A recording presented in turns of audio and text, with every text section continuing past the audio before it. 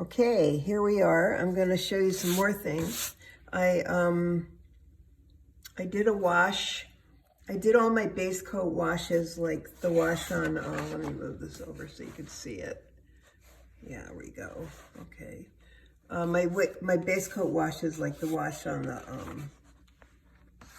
the building and on the ground.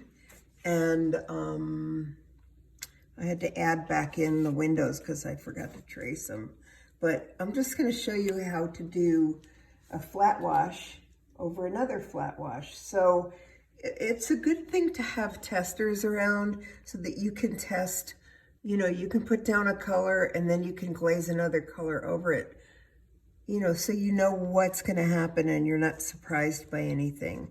So basically this whole door is in shadow except for this part that's cut across here. So I think what I'm going to do, because it's, I'm going to turn it upside down because I'm starting and I have to deal with this angle here. So I'm just going to go ahead and I mixed a fair amount of this color and I worked on it till I was happy. I have this little tray with all these cups, and actually this is kind of good for mixing colors for washes. So I mixed a color that was kind of an orange with a little Payne's gray in it, tested it out. So hopefully it'll work. So I'm gonna go ahead and proceed with like, as if I'm doing a flat wash. Same way I would do a flat wash, where I'm bringing it down. I'm working with the bead. The bead's important, as you well know. Okay, so I'm just pulling it down. I just want it to be nice and smooth and not streaky. And so that takes some, it takes gravity, So you don't want to scrub the paint underneath. You want to keep it, nice and moving nice and smoothly across here. And you can see that I have this bead happening. And if you're finding that you get horizontal brush strokes, you can always, for some of you that when you did the flat washes and you were getting horizontal brush strokes, what you can do is use this method of pulling down the paint. You can use the round brush. I think you can use the flat brush too. So that's what I'm doing. I'm working with the really wet brush, doing a second wash on this. And this way I can have it go on and it hopefully won't be streaky. Right, here we go. Okay.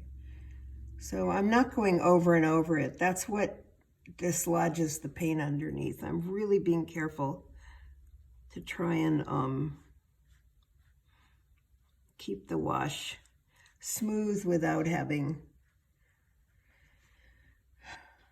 a lot of brush strokes. Okay, I may not do this whole house. I just want to show you a few things, but that's one thing on how to do a flat wash.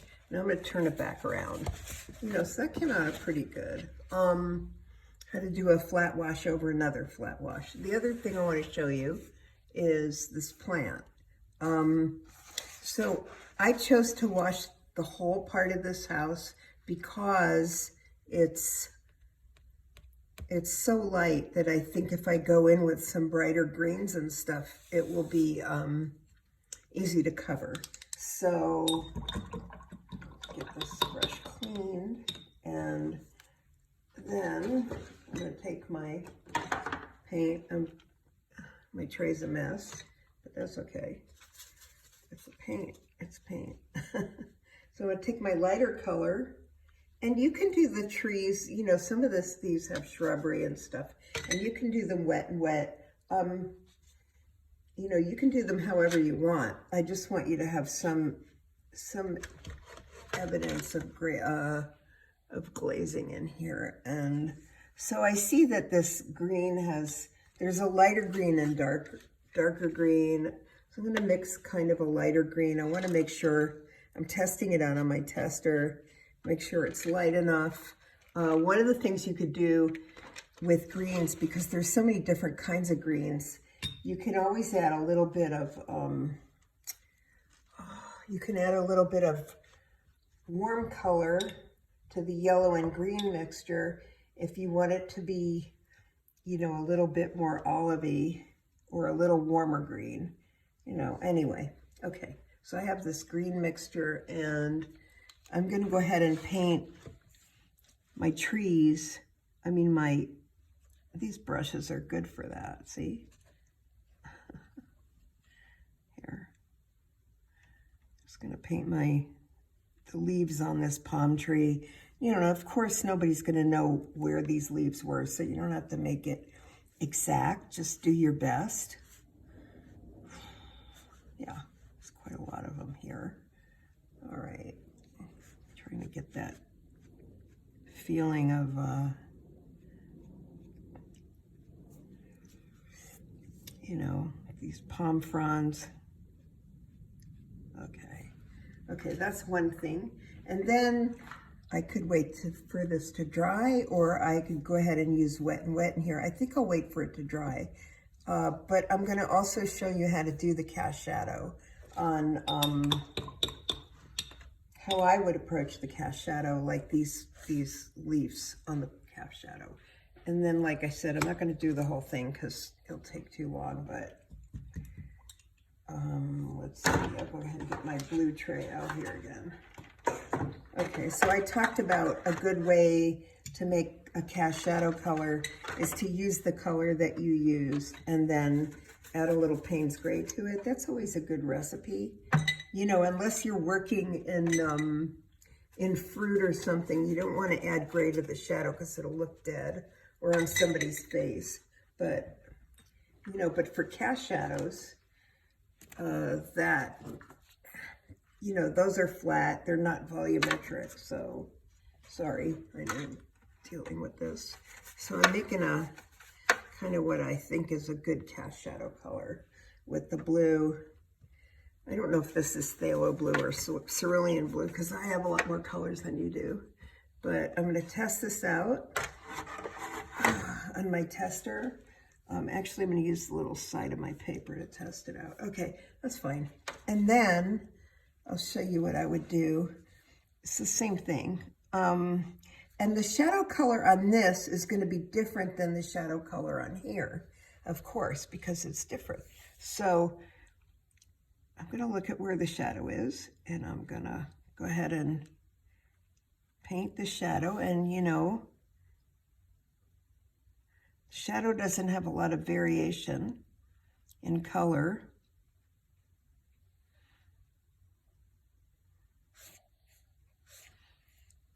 This is gonna be black, so it doesn't matter that I'm going over it here. But I'm leaving a little bit of that, a little bit of blue here. Okay. And, you know, once again, I'm working kind of quickly just to move the paint down here over this.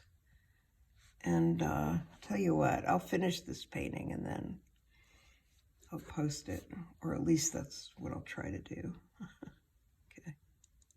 There's a little bit of a jump over these shapes here. Okay.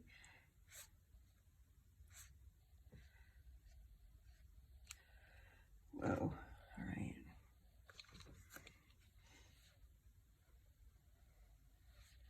And like I said, it doesn't have to be exact because nobody's going to know what your source photo looked like unless you're doing a commission of something really specific. You don't need to worry about that. Oh my goodness, there's a little vase here that I didn't even notice. Okay, well, I'll put that in after. But that's how I would do the cast shadow on there. And I'd use the same color here for the shadow inside here. So you see, that would be like this. And okay, anyway,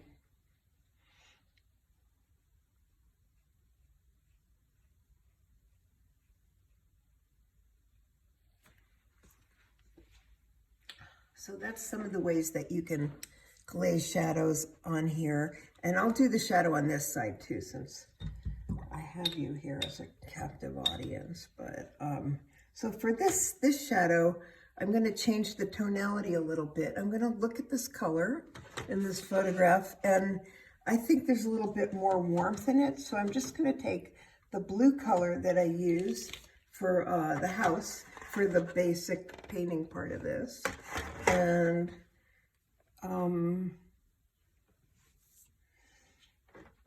I'm going to add a little bit of the rose to it, just to get it a little bit more violet-like. So, you know, I think the value is about the same for the shadow on,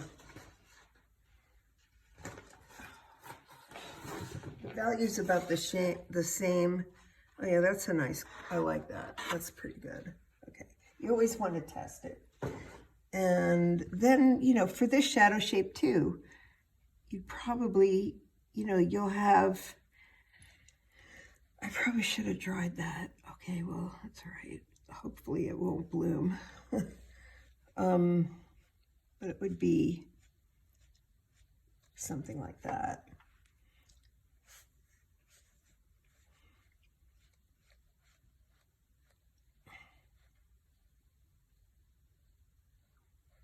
Okay, see.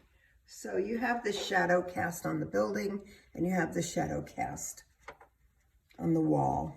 And I do think I probably should have gone a little darker on this, because there is drying shift, which is when, you know, in watercolor, drying shift means things always dry lighter. Okay, well, that looks all right. Anyway, those are some more tips. And then you can go back in, you know, I can go back to this, and this part is really dark, so I can mess with that, you know. And another thing about glazing that I want to tell you is that you can, let's say you glaze something and you think, oh, that's not dark enough. Wait for it to dry and then do another glaze over it. Don't hit it while it's wet, because you'll be creating all kinds of problems you don't want, like blooming and streaking and all that stuff. So, you know, if I wanted to go back and make this shadow darker or make this darker, I would completely let it get bone dry, and then I would go back and do another coat of glazing to darken it. So, you know, you can do multiple coats on here. Yeah, that's it. So I'll go ahead and finish this, and then maybe I'll finish it and post it. Okay. Bye.